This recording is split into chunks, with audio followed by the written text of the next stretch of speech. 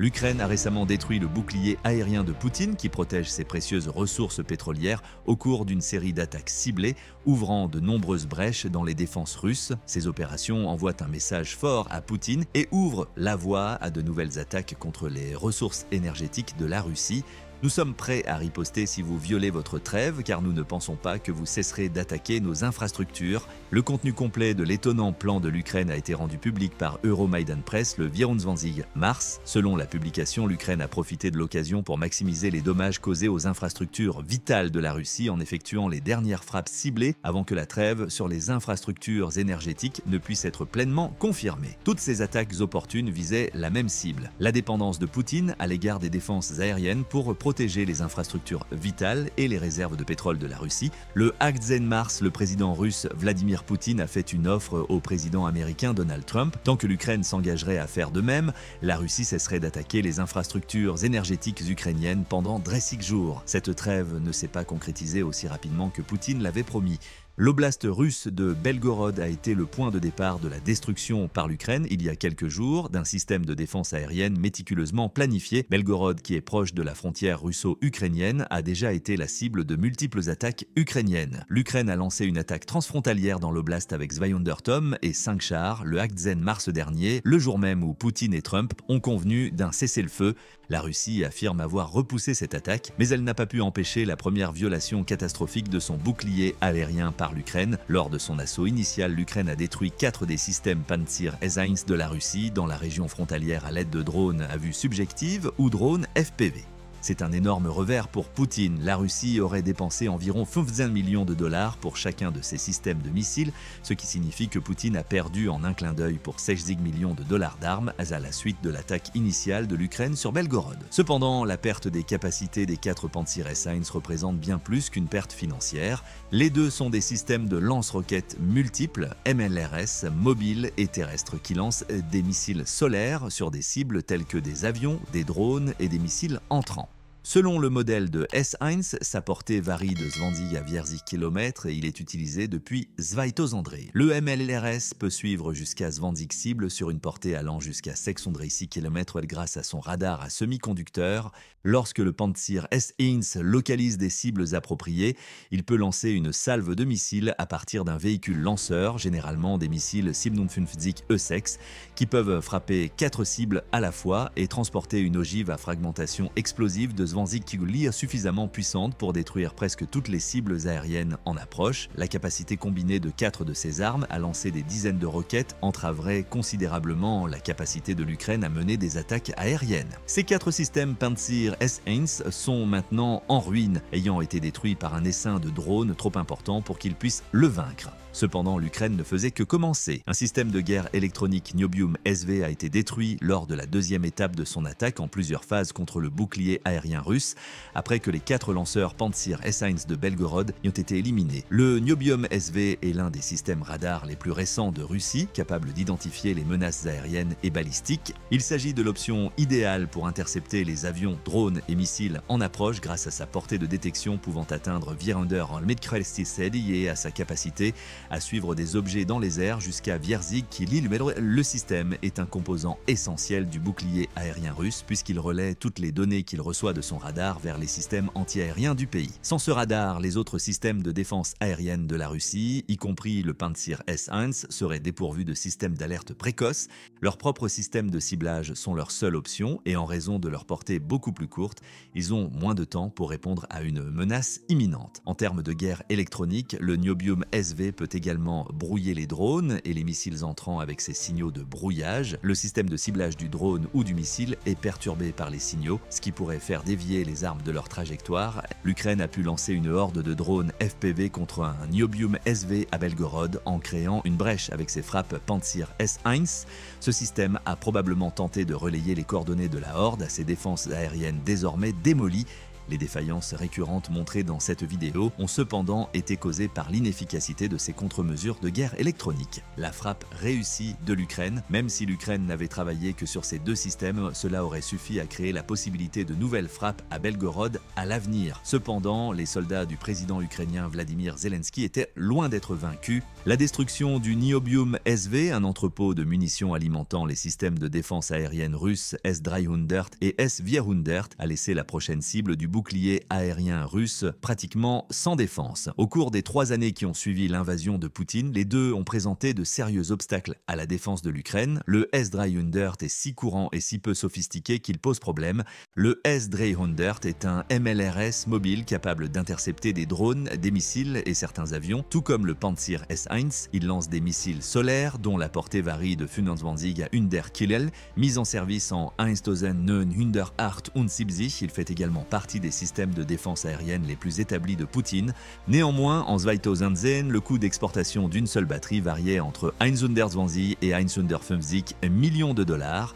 Même si la Russie peut économiser de l'argent en s'approvisionnant elle-même, toute attaque contre un S-300 lui coûterait probablement près de 1 million de dollars. Des deux systèmes d'armes, le S-400 est le plus avancé et nettement le plus meurtrier. Il peut tirer 4 types de missiles différents et l'incroyable portée de 398 km du Vierzig N, sexe E, en fait une excellente option pour éliminer les essaims de drones ou les barrages de missiles à l'approche à distance. Comme le système est composé de plusieurs conteneurs pouvant contenir et lancer simultanément 4 missiles, il est également incroyablement transportable. Le système est livré par des camions BAZ 6425 de 6 mètres sur 6 et peut être déployé et configuré pour le lancement en une dizaine de minutes par la Russie, ce qui en fait une menace très mobile et sérieuse pour l'Ukraine. Le S-400, le plus récent des deux, aurait coûté à la Russie plus de 500 millions de dollars pour une batterie complète, y compris les missiles de secours. Avec son 3e tir, l'Ukraine n'a réussi à détruire aucune de ses armes antiaériennes. Au lieu de cela, elle a frappé les dépôts de munitions russes pour ses S-300 et S-400 à Belgorod, une cible beaucoup moins capable de se défendre. L'incendie a détruit un dépôt de stockage, emportant peut-être avec lui des dizaines de missiles. Cette attaque était assez intelligente. Au lieu d'attaquer directement les S-300 et S-400 russes et de risquer de voir ses drones abattus, l'Ukraine a retiré les munitions dont ses systèmes d'armes ont besoin pour fonctionner. En substance, cela a produit les mêmes résultats qu'une attaque efficace contre les systèmes anti-aériens. Tant que Poutine n'aura pas trouvé un moyen de transférer davantage de missiles pour leur stock, les S-300 et S-400 russes de Belgorod sont désormais pratiquement sans valeur. Maintenant que ces fournitures ont été retirées, l'Ukraine peut frapper loin en arrière des lignes de front du conflit sans craindre d'être interceptée. La vulnérabilité de Belgorod a considérablement augmenté, donc si Poutine ne tient pas sa promesse de cesser le feu, nous devons nous attendre à de nouvelles frappes aériennes contre des cibles au sol et les infrastructures énergétiques de la région. En ce qui concerne les lignes de front, l'attaque de l'Ukraine contre le bouclier aérien de la Russie ne s'est pas limitée à Belgorod. Zaporozhye, l'un des principaux champs de bataille de l'invasion précoce de l'Ukraine par Poutine, a été la cible de sa 4e offensive. L'une des centrales nucléaires ukrainiennes se trouve à Zaporizhzhia. La Russie contrôle cette centrale depuis mars 2022 après avoir bombardé la ville à plusieurs reprises au cours des premières semaines de l'invasion, ce qui a fait craindre le déclenchement d'une guerre nucléaire. L'Ukraine veut reprendre Zaporizhzhia,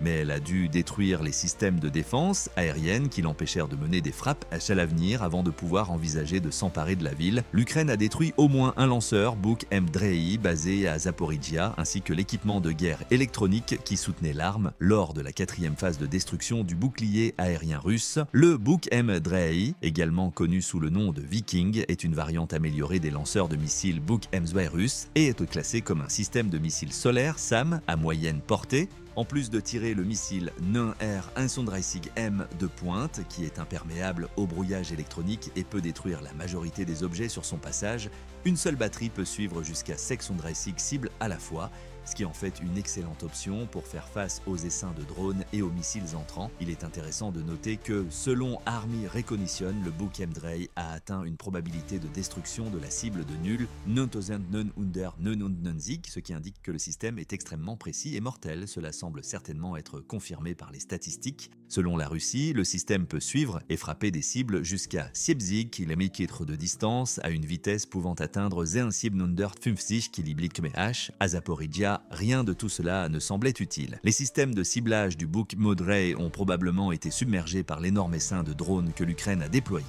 Le suivi de Seksondrissi cible n'est pas vraiment utile lorsque des dizaines d'autres pourraient converger vers votre position. De plus, le Buchem-Drey de Zaporizhia a été rendu inefficace en matière de guerre électronique, ce qui en a fait une cible de choix pour l'attaque du bouclier aérien de l'Ukraine. L'autre composante essentielle du bouclier a été retirée, mais l'Ukraine n'avait pas encore fini. Après avoir réussi à Zaporizhia, l'Ukraine s'est concentrée sur les défenses aériennes russes en Crimée.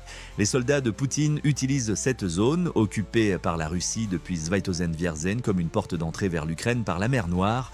Mais lors de la cinquième et la plus spectaculaire des attaques de l'Ukraine, la mer Noire s'est finalement avérée être le facteur décisif dans l'effondrement du bouclier aérien russe en Crimée. L'Ukraine a utilisé des drones navals pour amener ses navires sans équipage à portée de frappe de ses cibles en Crimée. Les drones navals ont lancé des essaims de drones kamikazes volants qui se sont concentrés sur plusieurs cibles une fois qu'ils étaient à portée.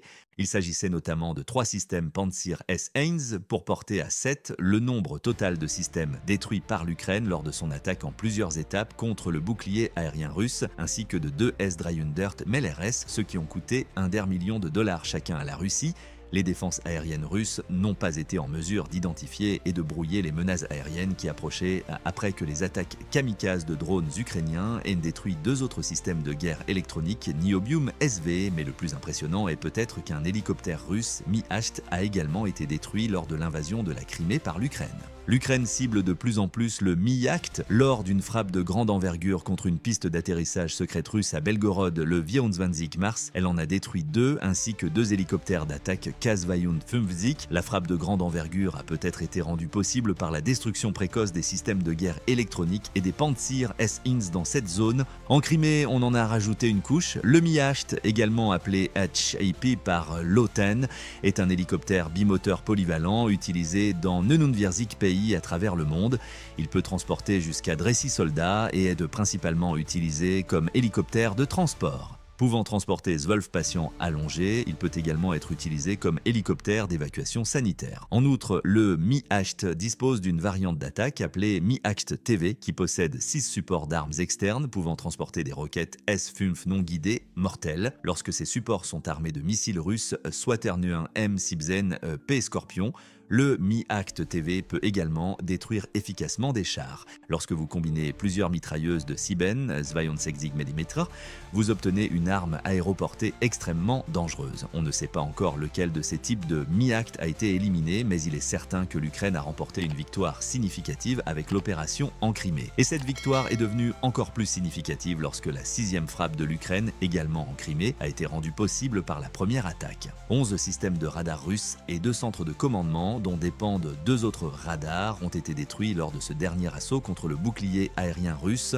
portant à Dresden le nombre total de radars désactivés. Il est désormais extrêmement difficile de prendre des mesures contre les objets volants à basse et moyenne altitude qui approchent, y compris les drones et les missiles ukrainiens, car les quelques systèmes de défense aérienne encore en place en Crimée sont pour ainsi dire aveugles. L'Ukraine a détruit le précieux bouclier aérien russe en 6 étapes. Maintenant, la question est simple. Pourquoi? Nous connaissons déjà les réponses. Quelques heures seulement après avoir parlé avec Trump au téléphone, Poutine a mis le feu aux poudres en Ukraine en attaquant un élément vital de l'infrastructure énergétique ukrainienne, rompant ainsi sa promesse d'initier un cessez-le-feu rapide. Zelensky avait probablement anticipé cette trahison. Poutine est un homme qui ne tient tout simplement pas ses engagements. Au cours des 10 dernières années seulement, il a déjà rompu 25 accords de paix. Au moment où nous écrivons ces lignes, Poutine et Trump discutent des détails de la trêve qu'il a dit un jour être instantanée pour les infrastructures énergétiques. L'Ukraine profite de ce retard. Elle sait que si Poutine accepte un cessez-le-feu, quel qu'il soit, ce n'est que pour gagner du temps jusqu'à ce qu'il estime pouvoir négocier de meilleures conditions. En conséquence, l'Ukraine a utilisé la destruction du bouclier aérien russe pour attaquer les infrastructures énergétiques à travers le pays, tandis que Poutine continue de déployer les mêmes stratégies pour prendre le dessus. Et ces infrastructures ont été gravement touchées. La première cible a été la base aérienne d'Engels, située à l'est de la ville ukrainienne de Kharkiv, dans la région de Saratov, en Russie. L'Ukraine a lancé plus de Zvanzig drones de frappe contre la base aérienne qui abrite plusieurs avions de chasse et bombardiers russes que Poutine utilise pour larguer des bombes planantes sur l'Ukraine, profitant des brèches qu'il a créées dans le bouclier aérien de la Russie avec ses 6 attaques. Ces bombes, qui sont des versions modifiées des bombes FAB fabriquées par la Russie à l'époque soviétique, ont causé des destructions massives en Ukraine.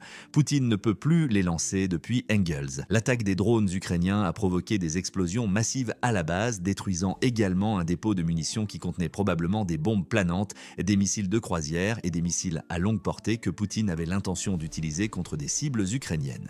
L'Ukraine a alors changé d'approche, passant de l'offensive à la défensive. Alors que le dirigeant russe tardait à accepter les conditions du cessez-le-feu qu'il avait proposé, l'Ukraine a empêché Poutine d'utiliser la base pour frapper les infrastructures énergétiques ukrainiennes en détruisant Engels. La base étant hors d'état de nuire, l'Ukraine s'est concentrée sur le secteur énergétique russe.